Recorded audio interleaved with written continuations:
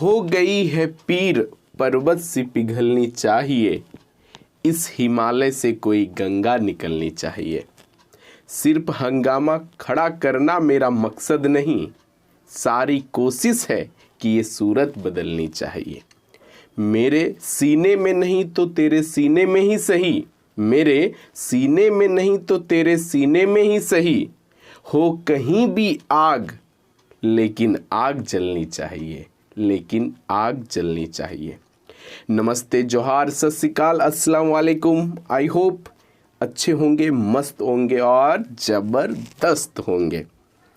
आज का क्लास बहुत ही इम्पॉर्टेंट होने वाला है, कहें तो VBI 10th का साइंस जो है वीडियो आएगा है, ये ब्रह्मास्त्र होने वाला है। ब्रह्मास्त्र वीडियो को लास्ट तक ज़रूर देखें और मज़ा ना आए तो कहिएगा। ओके, तो आज स्टार्ट करते हैं। जैक मॉडल सेट फर्स्ट, जैसा कि आप देख रहे हैं कि जैक मॉडल सेट जो है फर्स्ट है और आप लोग के सामने लेके आए हैं। देखिए 10th मॉडल सेट फर्स्ट, तो बहुत ही इंटरेस्टिंग होने वाला है, इसलिए लास्ट तक बने रहें। Thank you. चलिए स्टार्ट करते हैं क्वेश्चन नंबर पहला से।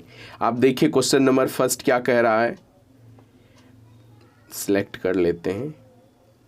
देखिए इधर थोड़ा सा दाढ़ी है ना बनाने में किस प्रकार के दर्पण का उपयोग किया जाता है। ठीक है, ये तो आपको पता होगा कि दाढ़ी बनाने में किस प्रकार का लेंस का उपयोग किया जाता है ना।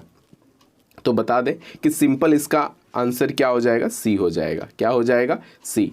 पता है आपको कि दाढ़ी जो बनाया जाता है क्या है, अवतल दर्पण आपका आंसर हो जाएगा। क्या हो जाएगा, अवतल दर्पण। आप देखें कि क्वेश्चन एकदम सिंपल है और इसका आंसर क्या हो जाएगा, अगर हम बात करें आंसर का तो सी नंबर हो जाएगा। क्या हो जाएगा, सी नंबर, है कि नहीं। दाढ़ी मैं बता दूं कि अवतल दर्पण में जो प्रतिबिंब बनता है वो वास्तविक होता है। याद रखिएगा, वास्तविक होता है एवं उल्टा बनता है। क्या बनता है, उल्टा बनता है। जरूर नोट डाउन कर लीजिएगा कि वास्तविक बनेगा और उल्टा बनेगा। और जब उत्तल दर्पण की बात करते हैं तो वस्तु के मूल आकार जो होते हैं उससे छोटा, सीधा और काल्पनिक बनता है। इसी वजह से उत्तल दर्पण को साइड मिरर के रूप में यूज़ किया जाता है। आप गाड़ी में देखे होंगे, छोटा होता है लेकिन बहुत सारा वो कैप्चर कर लेता है, क्योंकि छोटा इमेज बनता है और वो बिल्कुल सीधा होता है। ठीक है, आभासी होता ही है लेकिन बिल्कुल क्या होता है, सीधा होता है। इसी वजह से आंसर आपका क्या हो जाएगा, सी। 2-3 मैंने इसमें कॉन्सेप्ट बता दिया है, तो नोट डाउन कर लीजिएगा। ठीक है, नेक्स्ट आगे चलते हैं। सेकेंड है, आप देखिए क्वेश्चन को, पर्टिकुलर आप क्वेश्चन देखिए तब मज़ा आएगा, है ना। देखते हैं 2 नंबर। देखिए 2 नंबर में, ठीक है, गोलीय दर्पण में फोकस दूरी एवं वक्रता त्रिज्या के बीच संबंध क्या होता है। आप जानते होंगे, है कि नहीं। मैं थोड़ा बताने का कोशिश करूँगा। चलिए एक कलर अलग ले लेता हूँ, अगर ये ले लेते हैं कलर, ठीक है।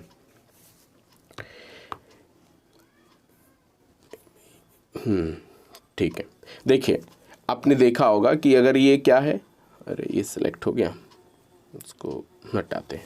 ठीक है, सिलेक्ट थोड़ा कर लेते हैं। आपका स्केच ले लूँ मैं यहाँ पे। सिंपल ये है, ठीक है। ये आपका अगर ये दर्पण है, कौन सा है, अवतल दर्पण है, तो ये सिंपल आपका ये हो गया। ठीक है, तो इसमें क्या हो जाता है, जैसे ऐसा है तो आपका ये P के नाम से जाना जाता है। ये क्या है, P है, और इसका जो सेंटर होगा ये C होगा। ठीक है, और बीच में आपका क्या हो जाएगा, F होगा, कैपिटल F होगा। और ये दोनों के बीच की जो दूरी होती है, क्या होती है, बीच की दूरी, थोड़ा प्रॉब्लम हो रही है इसमें, हाँ, क्या है ना, बीच की दूरी। तो आपका क्या पता है कि ये F, छोटा F कहलाता है, लेकिन R जो ये टोटल जो दूरी है वो R है। R है, क्या है, R है। तो अब क्या हो जाएगा, तो R है तो आपकी ऑब्वियसली बात है, क्या हो जाएगा, R बराबर क्या हो जाएगा, 2F हो जाएगा। तो F बराबर क्या हो जाएगा, R/2। क्या हो जाएगा, F/R/2। तो सिंपल ये होता है। तो दूसरा क्वेश्चन आपका क्या क्या, देखिए, तो सिंपल आंसर इसका क्या हो जाएगा, बी नंबर, है ना। क्या, R/F बराबर हो जाएगा R/2। बहुत ही ईजी है, एकदम बिल्कुल ईजी है, इसलिए चिंता ना करें, है कि नहीं। क्या है, बिल्कुल ईजी है। तो आंसर आपका क्या हो जाएगा, बी नंबर, F बराबर R/2। चलिए आगे चलते हैं। अब 3 नंबर पे चलते हैं। प्रकाश के अपवर्तन की क्रिया में कौन सी भौतिक राशि है ना अपरिवर्तित रहता है? देखिए अपरिवर्तित रहता है। कौन सी भौतिक राशि जो है अपरिवर्तित रहता है? आपको पता है कि जो वेग और तरंगदैर्घ्य, ठीक है, प्रकाश का अपवर्तन जब होता है तो वेग और तरंगदैर्घ्य आपका हमेशा चेंज होगा, लेकिन आवृत्ति क्या होता है? आवृत्ति आपका चेंज नहीं होता है। क्या होता है? आवृत्ति आपका चेंज नहीं होता है। तो आंसर इसका क्या हो जाएगा? ए आंसर हो जाएगा। और आवृत्ति होता क्या है? आवृत्ति होता है, सुनिएगा और लिख भी लीजिएगा, बार बार दोहराए जाने वाली घटना होती है जिसको आवृत्ति कहते हैं। तो इकाई समय में जितनी है ना जितना बार घटित होती है उस घटना को ही आवृत्ति, इंग्लिश में इसको क्या बोलते हैं? फ्रीक्वेंसी बोलते हैं। क्या बोलते हैं? फ्रीक्वेंसी। ठीक है, क्या बोलते हैं? फ्रीक्वेंसी। और इसको किस में मेजर किया जाता है? हर्ट्ज में। किस में मेजर किया जाता है? हर्ट्ज में। क्या हो जाएगा? हर्ट्ज, है कि नहीं? तो आंसर आपका सिंपल क्या हो जाना चाहिए इसका? ए क्यों होगा? आपको पता चल गया कि वेग तरंगदैर्घ्य चेंज होते रहता है, लेकिन आपका आवृत्ति जो होता है वो चेंज नहीं होता है। नेक्स्ट चलते हैं क्वेश्चन नंबर 4 चलते हैं। ठीक है, कौन सा चले? Question number 4। देखिए यहाँ पे अवतल दर्पण से परावर्तन के बाद किरण किस बिंदु से होकर गुजरेगी? देखिए आपको क्लास में भी हमने बताया है, कलर थोड़ा चेंज कर लेते हैं और ये समझिए कि ये है, ठीक है, ये आपका दर्पण बन गया और ये आपका सिंपल है कि ये आपका क्या हो जाता है? सी हो जाता है। ये आपका क्या है? ये आपका कैपिटल एफ है। ठीक है, तो बोल रहा है कि किस से होकर जाएगा ना, बराबर है तो सिंपल किस से होकर जाएगी? बिंदु किस से गुजरती है? बिंदु से होकर गुजरती है अवतल दर्पण परावर्तन के बाद। तो ऑब्वियस सी बात है यहाँ से आएगा तो ये आपका किस से गुजरेगा? देखिए तो किससे हुआ? ये एफ, कौन सा बिंदु हो गया? ये एफ बिंदु हो गया, है कि नहीं? तो ये एफ से गुजरेगी। क्या होगी? एफ। तो आंसर आपको समझ में आ गया होगा कि आंसर इसका क्या हो जाना चाहिए? एफ। क्या आंसर होगा? बी, है ना? बी नंबर हो जाएगा एफ। ठीक है, क्या हो जाएगा? बी। चलिए अब चलते हैं 5th नंबर की बात करते हैं। क्या बात करें? 5th नंबर की बात करते हैं, 5th नंबर की। ठीक है, 5th नंबर में सिंपल क्या है कि किसी दर्पण से, क्वेश्चन देखिए पर्टिकुलर, मजा आएगा, बने रहिए लास्ट तक तब और समझ में आएगा। देखिए 5th नंबर में क्या है? सिंपल है कि क्या है आपका कि किसी दर्पण से वस्तु को कहीं भी रखने से वस्तु के बराबर आकार का सीधा प्रतिबिंब बनता है। कहीं भी रख दें तो बराबर कब बनता है? वस्तु के बराबर जो आपका है, वस्तु के बराबर प्रतिबिंब की बात हो रही है, तो इसका आंसर क्या होना चाहिए? है कि नहीं? तो बराबर प्रतिबिंब क्या होगा? ऑब्वियस सी बात है, क्या होगी? समतल दर्पण होगी। बराबर है तो इसीलिए उसको यूज किया जाता है ना, किसी भी दर्पण कहीं भी रखने से वस्तु के बराबर आकार का ही प्रतिबिंब बनता है। और उसके बाद नेक्स्ट क्वेश्चन है, नेक्स्ट क्वेश्चन देखें कि नेक्स्ट क्वेश्चन क्या कह रहा है। नेक्स्ट क्वेश्चन ये वाला देखिए, प्रकाश के अपवर्तन के कितने नियम हैं? प्रकाश के अपवर्तन के 2 नियम है ना, प्रकाश के परावर्तन के 3 नियम है और अपवर्तन के कितने हैं? 2 नियम है। तो क्या क्या नियम है ये आपको पता ना चाहिए, जिसको स्नेल्स लॉ कहते हैं।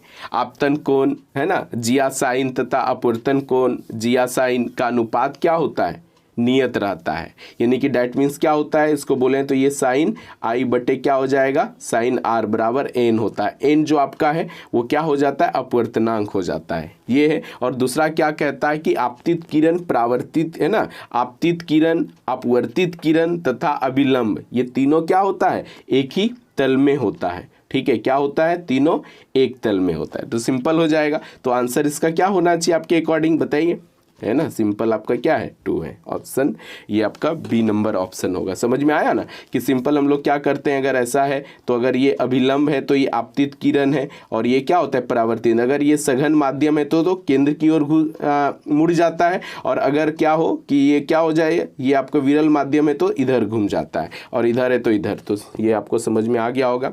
ठीक है, तो अब नेक्स्ट चलते हैं 5 है ना, कितने नियम है? 6 हो गया। अब चलते हैं, किसी गोलीय दर्पण की वक्रता त्रिज्या 50 सेंटीमीटर है तो उसकी फोकस दूरी क्या होगी? है ना, फोकस दूरी की बात हो रही है, क्या होगी? फोकस दूरी। और हम लोग क्या जानते हैं कि एफ बराबर क्या होता है? एफ बराबर होता है 2r। ठीक है, तो r बराबर क्या हो जाए? a बराबर 2r। तो अब ये सी बात क्या है, हम लोग तो निकालते हैं तो a बराबर 2r होता है कि नहीं? क्या होता है बताइए बताइए, ए बराबर क्या होता है r/2। तो ए बराबर क्या हो जाएगा, यानी कि आपका r बराबर, देखिए यहाँ पे थोड़ा मैं इसको हटा देता हूँ, क्या है सिंपल आपका कि r बराबर क्या हो जाता है 2f हो जाएगा। तो f बराबर क्या हो जाएगा r/2 हो जाएगा, सिंपल क्या हो जाएगा r/2 हो जाना चाहिए, ठीक है, हो जाएगा। तो अब क्या बोले 50 सेंटीमीटर है, तो सेंटीमीटर है तो क्या होना चाहिए आंसर, देखिए बोल रहा है किसी गोलीय दर्पण की वक्रता त्रिज्या 50 है ना, 50 सेंटीमीटर, उसकी फोकस दूरी क्या हो जाएगी। तो अब ये सिवा r/2 है, वक्रता त्रिज्या तो कितना हो जाएगी 25 सेंटीमीटर भाई, 50/2 हो जाएगा, तो 25 सेंटीमीटर हो गया, सिंपल, ठीक है। तो आंसर आपका क्या हो जाएगा 7 का C नंबर 25 सेंटीमीटर, ठीक है। 8 में चलते हैं, किस में चलें 8 पे अब कमांड करते हैं कि क्या चीज़, देखिए इसको 1 मीटर फोकस दूरी वाले उत्तल लेंस की क्षमता होगी, क्या होगी बताइए, क्या होना चाहिए, कितनी है, -+2 1.5 डायोप्टर क्या होनी चाहिए बताइए। देखिए जब उत्तल दर्पण लेंस की बात हो रही, किसकी, उत्तल लेंस की बात हो रही है, तो इसमें हमेशा क्षमता जो होगा उसका हमेशा ये पॉजिटिव होता है। तो पॉजिटिव जब होगा तो ये ए नंबर तो आपका ऐसे ही खत्म हो गया, 1 2D और 1.5D बचा, ठीक है। तो अब ऐसी बात है कि मीटर में दिया हुआ है, तो हम लोग क्या जानते हैं P बराबर जो होता है, इसको साइन करना है, P बराबर जो होता है वो क्या हो जाता है 1/D होता है, या F हो जाता है, क्या हो जाता है F, क्या पूछ रहा है ये फोकस दूरी, तो F हो जाएगा। तो क्या हो जाएगा F बराबर 1/P, ठीक है। तो उसके बाद क्या है, तो सिंपल पावर दिया हुआ है, फोकस दूरी कितना है मीटर, फोकस दूरी वाले उत्तल लेंस की क्षमता है, तो P बराबर क्या हो जाएगा, सिंपल P 1/F, तो 1/F इसका दिया हुआ है, तो क्या हो जाएगा 1/1, सिंपल क्या हो जाएगा आंसर 1 हो जाएगा ना, 1/1 तो क्या हो जाएगा 1 ही होगा। तो आपका नंबर क्या हो जाएगा B। समझ में आया कि नहीं आया, चलिए फिर से बता देते हैं अगर नहीं समझ में आ रहा है तो, ठीक है।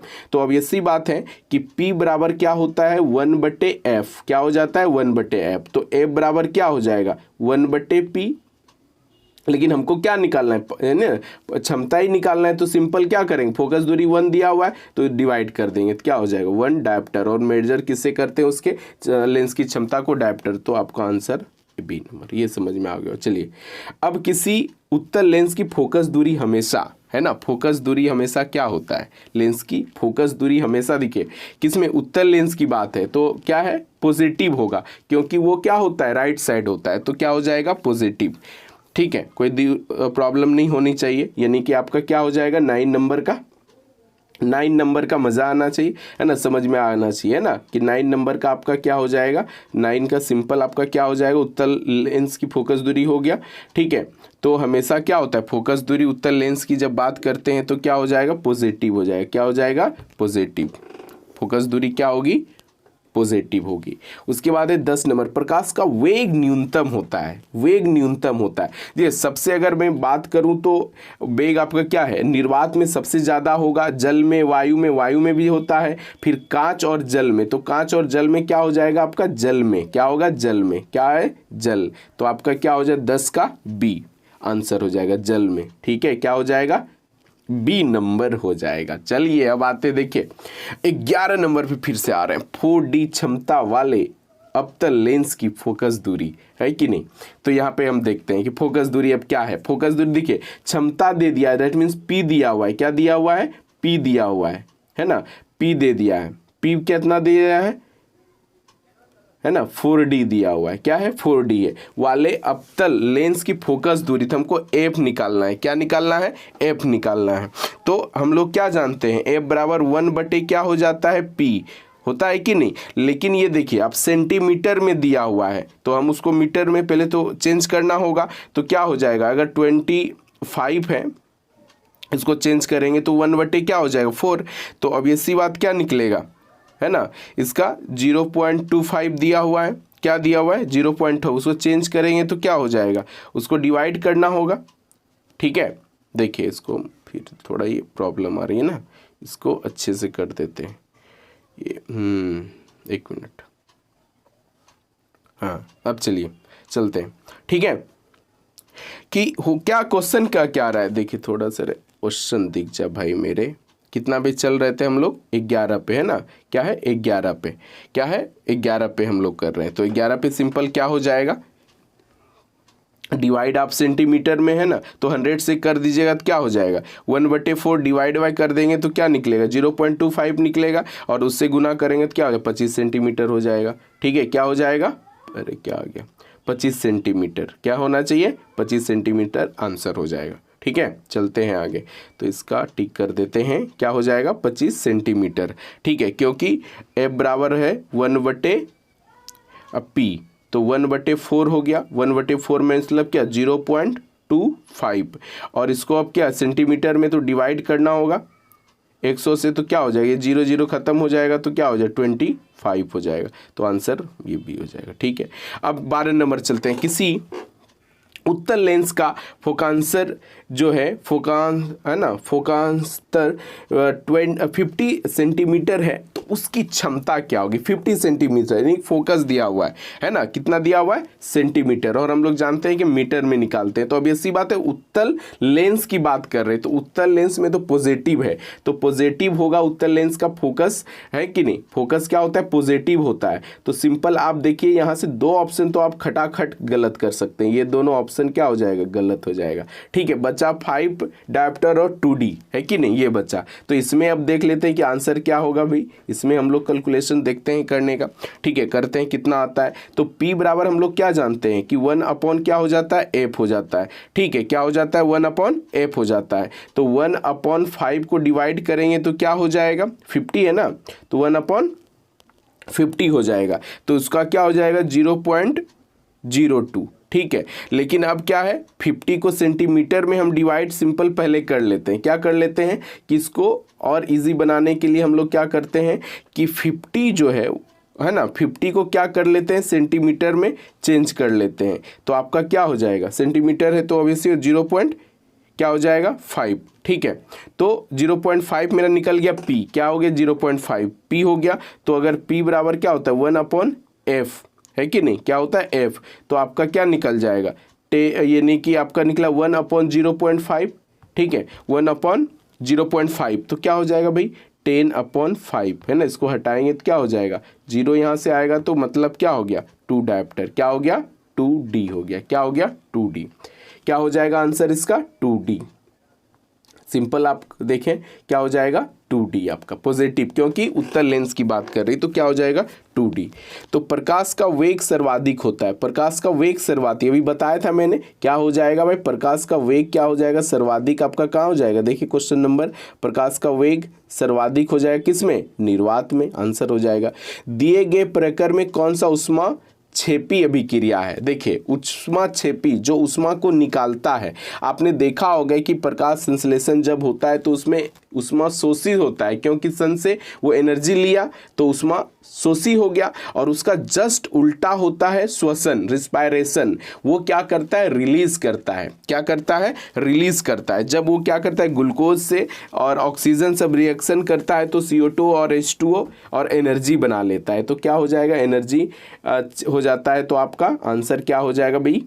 A number. ठीक है, क्योंकि प्रकाश संश्लेषण क्वेश्चन पूछा जा सकता है, प्रकाश संश्लेषण किसका उल्टा होता है? तो रिस्पायरेशन का। बोले रिस्पायरेशन किसका उल्टा होता है? तो सिंपल प्रकाश संश्लेषण का। तो इंपॉर्टेंट होता है, क्लास में मैंने बता दिया है।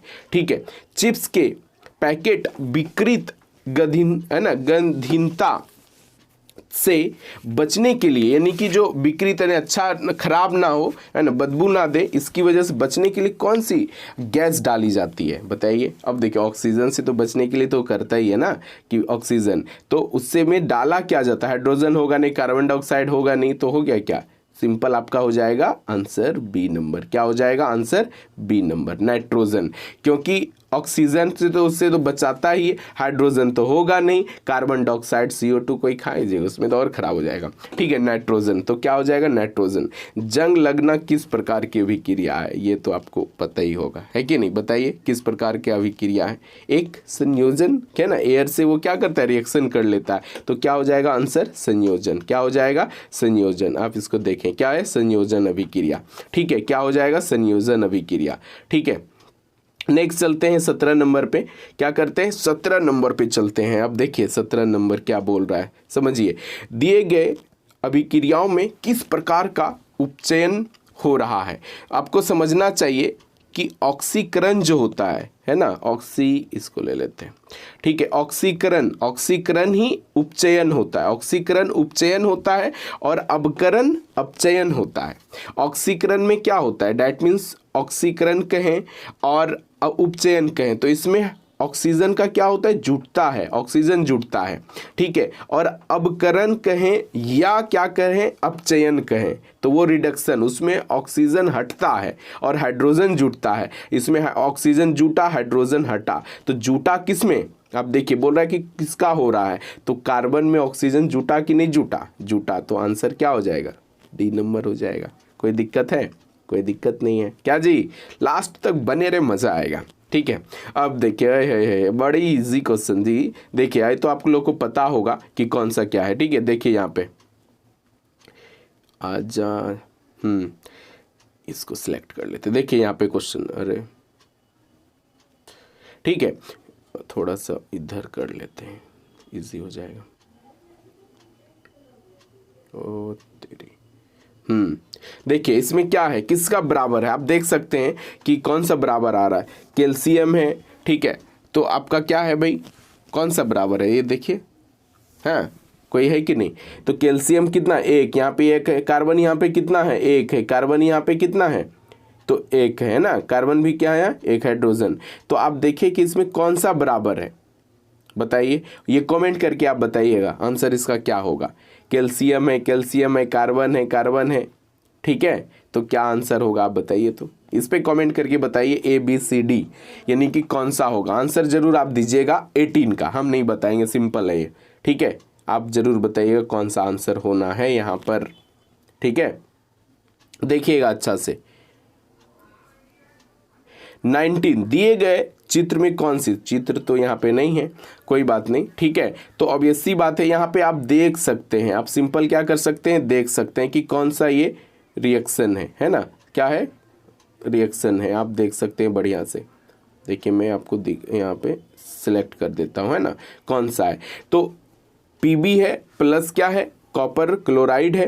तो अब Pb और क्या हो, कॉपर, तो क्या हो गया, यहाँ देखिए कॉपर का क्या हो रहा है, विस्थापन हो रहा है ना, क्या हो रहा है, विस्थापन हो रहा है, तो कौन सा हो जाएगा आप बताइए, तो विस्थापन अभिक्रिया हो जाएगा।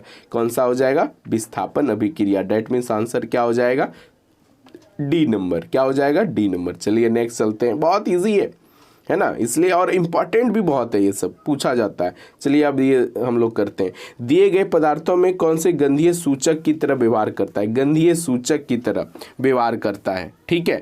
जैसे हो गया कि प्याज है ना, ये गंध तो करता ही है, ऑब्वियसली बात है।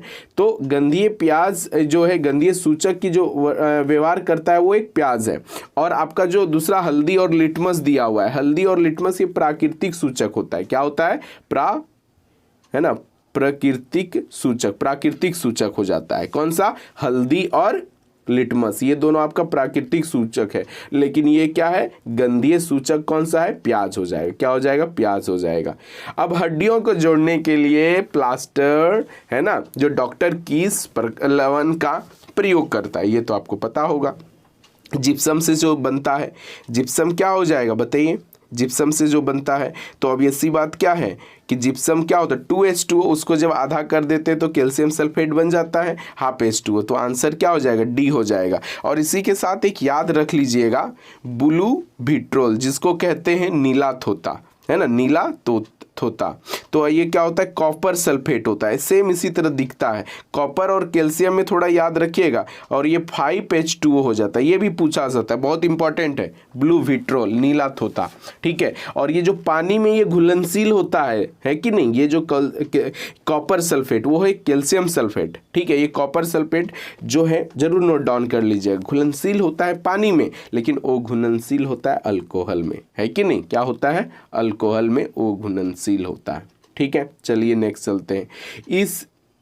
अब देखिए 22 नंबर कौन सा है, 22 नंबर तो भी बहुत इजी है, क्लास में बता ही चुके, सब लगभग बता चुके हैं क्लास में, है ना, विरंजक चूर्ण हो गया, CA CaOCl2 जरूर हो जाएगा। ठीक है, आंसर क्या हो जाएगा भाई, सी नंबर हो जाएगा, CaOCl2।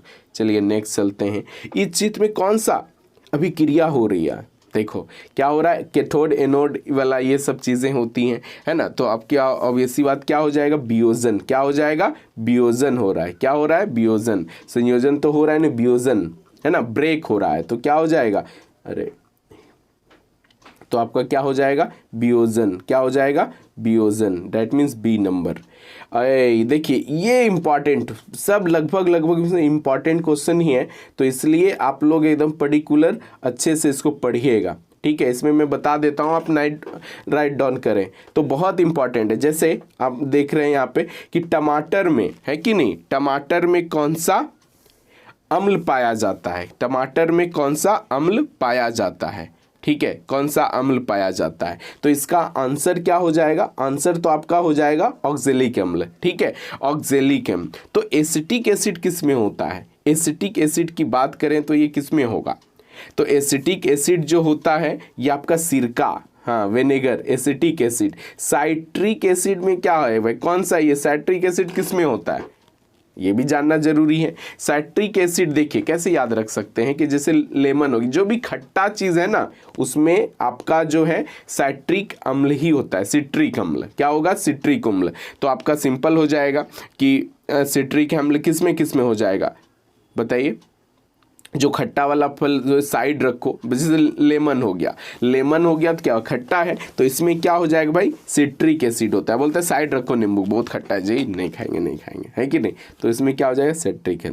हाँ कोई है। अब जैसे लैक्टिक, अब क्या है, लैक्टिक अम्ल। तो लैक्टिक अम्ल किस में होता है, जैसे दूध दही पीते हैं लेते हैं तभी मसल्स बनता है, तो क्या हो जाएगा, लैक्टिक एसिड। क्या हो जाएगा, दूध दही है ना लेकर, है ना, जबरदस्त खाओ पियो लेकर, तो क्या हो जाएगा, उससे आपको याद रख सकता है, याद रह जाएगा लैक्टिक अम्ल। तो ये सब चीजें हैं, इंपॉर्टेंट है। जरूरी नहीं है कि टमाटर का पूछेगा ऑक्सैलिक एसिड होता है, ये भी पूछ सकता है कि जैसे बिच्छू चींटी काटता है तो बहुत ज्यादा जलन होने लगती है ना, तो उसमें कौन सी एसिड, तो फॉर्मिक एसिड। क्या हो जाएगा, फॉर्मिक एसिड हो जाएगा। क्या हो जाएगा, फॉर्मिक एसिड। तो ये सब आप जरूर लिख के रखें। जैसे सेब में होता है, सेब में मोलिक एसिड हो जाता है, अंगूर में टार्टेरिक हो जाता है, इमली में टार्टेरिक एसिड हो जाता है, सोडा वाटर कार्बनिक हो जाता है। ठीक है, ये सब चीज़ें हैं जो बहुत इंपॉर्टेंट है। ठीक है, इसलिए एक्स्ट्रा इन्फॉर्मेशन मैंने दे दिया।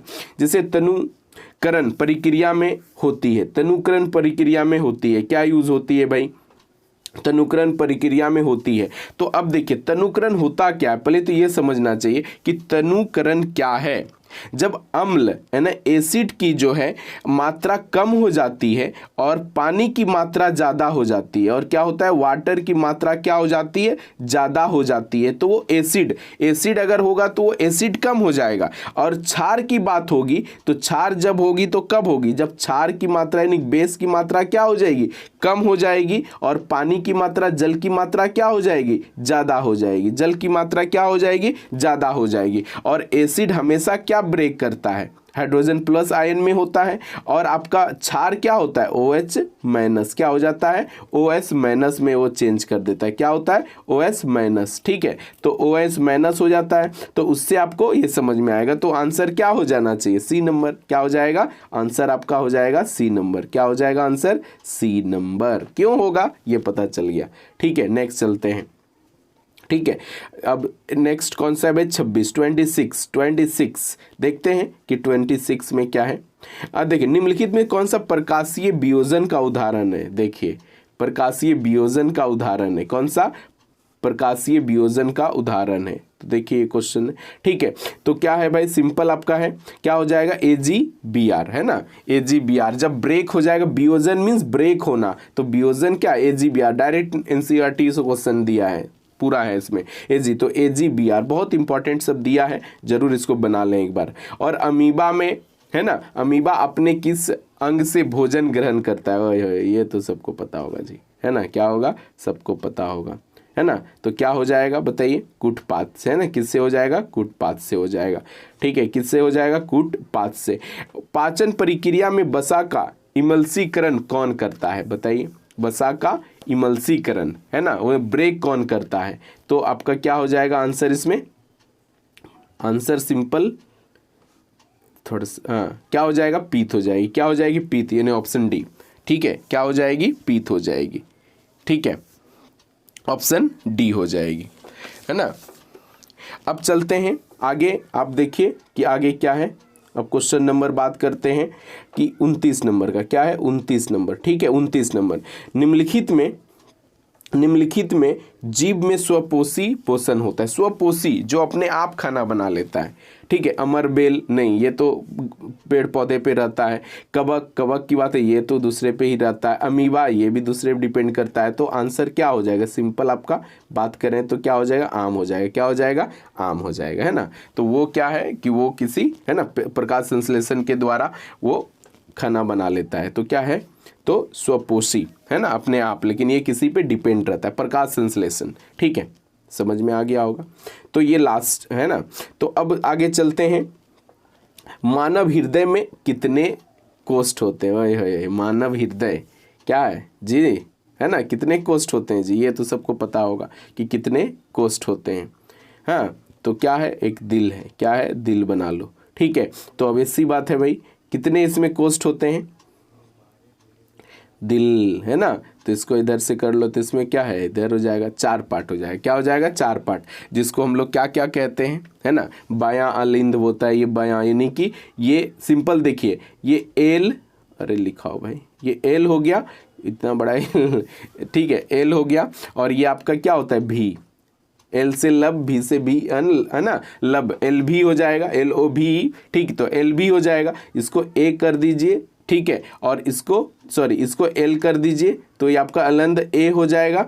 और इसका क्या हो जाएगा, ये भी एल कर दीजिए, इधर बी है, ये बी है, और ये क्या हो जाएगा, ए, बल्कि ये क्या हो जाएगा आपका ए हुआ, तो अलंद हो गया। और यहाँ पे क्या हो जाएगा, सिंपल आप राइट ए, तो ये ए हो जाएगा, तो राइट आर ए हो जाएगा। और ये क्या हो जाएगा, राइट, है ना, भी हो जाएगा।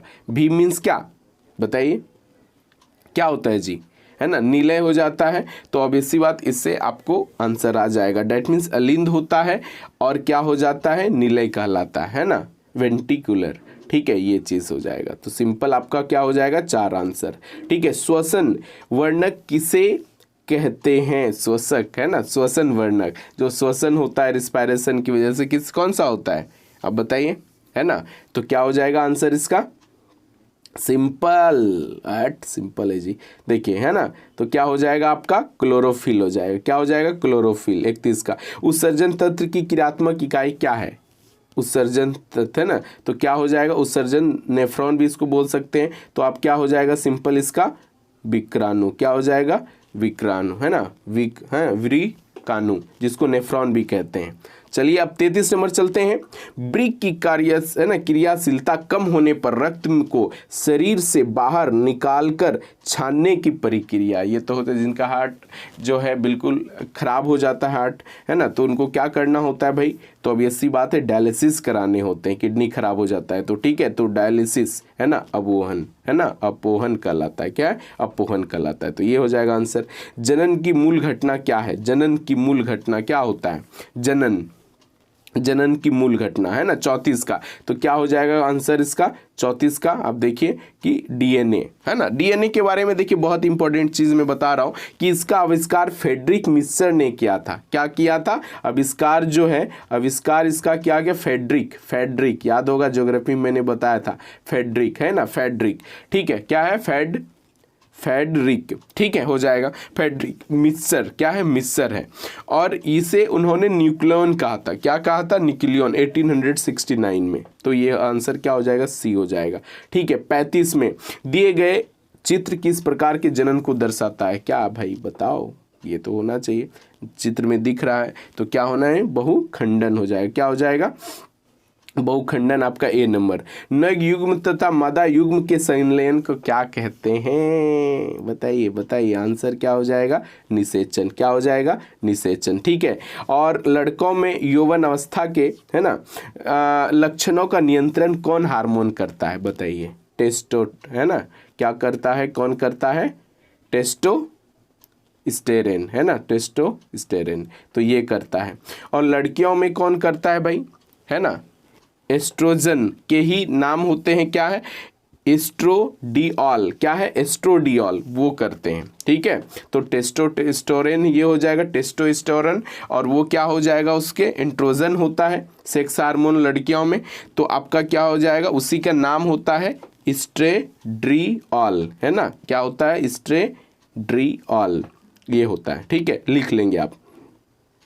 सौर, है ना, सौर स्थिरांक का मान क्या होता है, सौर स्थिरांक का देखते हैं कि मान सिंपल आपको याद रख लेना है कि क्या हो जाएगा, 1.4 किलोवाट मीटर स्क्वायर पर मीटर स्क्वायर। ये जैव गैस का मुख्य घटक क्या है, जैव गैस, बताइए जैव गैस का मुख्य घटक क्या है बताइए, मीथेन, क्या हो जाएगा, जैव घटक मीथेन। और आपको पता है ये इंपॉर्टेंट है आपका, जैसे सीएनजी मैंने बोला था, है ना, सीएनजी, और क्या होता है, एलपीजी, क्या होता है, एलपीजी। अब देखिए सीएनजी में आपका सिंपल क्या हो जाएगा, मीथेन, इथेन, प्रोपेन होता है, मीथेन हो जाता है, इथेन हो जाता है, ठीक है, प्रोपेन हो जाता है। और एलपीजी को जैसे याद रखिएगा, बहुत इंपॉर्टेंट है, क्वेश्चन पूछ सकता है नेक्स्ट आपके जो सेट होंगे उसमें आपको पूछ सकता है कि एलपीजी से आप कैसे याद रख सकते हैं कि पापा बेटा मर गया क्या है, पापा बेटा मर गया, पापा भी मर गया, ठीक है, बेटा भी मर गया, और क्या है, मर गया, है ना, एम याद रखिए। तो पी से प्रोपेन हो जाएगा, ठीक है, और बेटा से क्या हो गया, बी से, है ना, ब्यूटेन हो जाएगा, एम से मरकेप्टन होता है, क्योंकि उसमें मिला दिया जाता है, इसका कोई गंध नहीं होता है, इसीलिए लोग पहले मर जाते थे, इसलिए उसमें मरकेप्टन मिला दिया जाता है, क्या हो जाता है, तो ये याद रखें। आप पूछ लेगा सी, है ना, सीएनजी इसको व्हीकल में यूज क्यों करते हैं, क्योंकि नॉर्मल होते हैं ना, इसमें ब्यूटेन नहीं, ब्यूटेन एक ज्वलन पदार्थ होता है जो बिल्कुल जल जाते हैं, जैसे लाइटर होता है, तो लाइटर में भी कौन सा यूज करते हैं, बटन दबा दो तो क्या है, उससे याद रख सकते हैं ब्यूटेन, क्या हो जाएगा, ब्यूटेन। ठीक है, और महासागरीय तापीय लास्ट है बट नॉट लीस्ट, है कि नहीं। तो आज आई होप कि मजा आया होगा। देख लेते हैं कि लास्ट क्वेश्चन क्या कह रहा है। ठीक है, सिंपल है, देखिए ये इंपॉर्टेंट क्वेश्चन है, इसको समझना है थोड़ा कि रिन्यूएबल एनर्जी, ये रिन्यूएबल एनर्जी पे बेस्ड होता है, जैसे सौर ऊर्जा हो गया, पवन ऊर्जा हो गया, ये सब क्या है, ज्वारीय ऊर्जा हो गया, अब तरंग ऊर्जा हो गया, थर्मल ऊर्जा हो गया, ये सब आपका क्या हो जाता है कि जो यानी कि रिन्यूएबल एनर्जी, क्या है, रिन्यूएबल एनर्जी हो जाता है। तो उसी में से क्या है कि ये क्षमता इसकी होनी चाहिए, धरती और सतह का जो 70% भाग घेरे हुआ है, यानी कि महासागर धरती का 70% भाग एटलीस्ट घेरा हुआ है, तो उसमें क्या होता है कि ओटेक होता है, that means ocean thermal energy conservation plant, है कि नहीं, ये होता है। तो उसके लिए बोला गया है कि भाई डिफरेंस एटलीस्ट कितना होना चाहिए, 20 डिग्री सेल्सियस का होना चाहिए। कब, ये पृष्ठ जल ताप और 2 मीटर की गहराई के, तब इसको यूज किया जा सकता है। तो क्या हो जाएगा, 40 का ए नंबर हो जाएगा, है कि नहीं। तो thank you so much, I hope कि एंजॉय किया होगा, और हाँ अच्छा लगा होगा तो कमेंट जरूर कीजिएगा, उससे क्या होता है, मोटिवेशन मिलता है, मज़ा आता है कि नहीं। तो इसलिए आप देखें, और जो नहीं अगर समझ में तो सब आ गया होगा, इतना तो बहुत इजी था। और सेट 2 भी हम बहुत जल्दी लाने वाले हैं। तो ये ब्रह्मास्त्र वीडियो था, जो उसके अलावा भी मैंने बताया, थोड़ा लिखने में इसमें प्रॉब्लम हो रही थी, इसलिए मैंने नहीं लिखा है ज़्यादा, लेकिन नेक्स्ट वीडियो जब आएगा तो उसमें लिखने का कोशिश करेंगे, ठीक है। तो thank you so much, have a nice day, ठीक है। तो थैंक यू सो मच।